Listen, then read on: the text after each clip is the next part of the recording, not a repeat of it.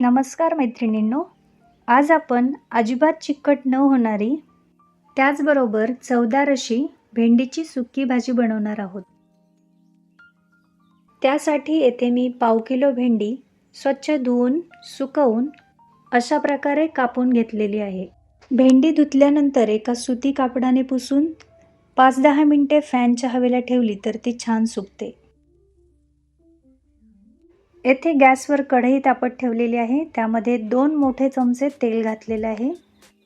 तेल हलकंसं गरम झालं की त्यामध्ये पाऊण टीस्पून जिरं घालायचं आहे. त्याचबरोबर मिरचीचा ठेचा घालायचा आहे. तर येथे मी 5-6 मिरच्या आणि लसूण मिक्सरमध्ये बारीक करून ठेचा बनवून घेतलेला आहे. भेंडीच्या भाजीमध्ये मिरच्या कापून टाकण्याऐवजी अशा प्रकारचा ठेचा एकदा नक्की वापरून पहा. येथे पाऊण टीस्पून हळद घालूया,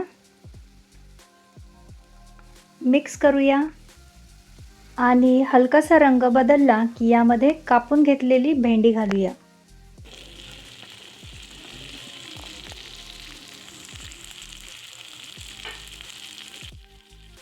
येथे चवीनुसार मीठ घालून व्यवस्थित मिक्स करून घ्यायचं आहे.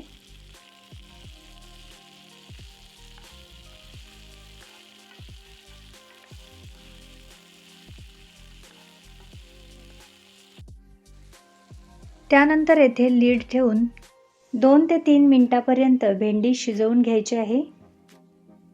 आणि पाहू शकता भेंडी मऊ पडलेली आहे आणि रंग देखील बदललेला आहे, म्हणजेच भेंडी ऑलमोस्ट शिजलेली आहे. चला तर मग यामध्ये शेंगदाण्याचा कूट घालूया. 4 टेबलस्पून जाडसर कूट इथे मी घातलेला आहे. पुन्हा एकदा व्यवस्थित मिक्स करून घेऊया. येथे 1 मिनिटासाठी झाकण ठेवायचं आहे.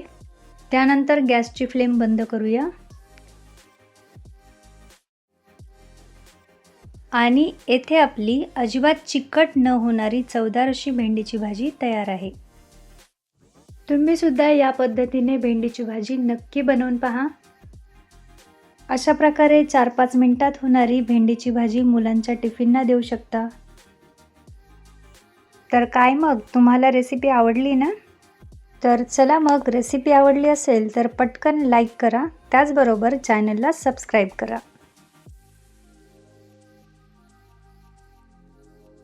भेंडीची भाजी चपाती किंवा भाकरीसोबत खाता येईल. चला तर मग पुन्हा भेटूया नवीन व्हिडिओसोबत. तोपर्यंत हेल्दी खा आणि हेल्दी रहा.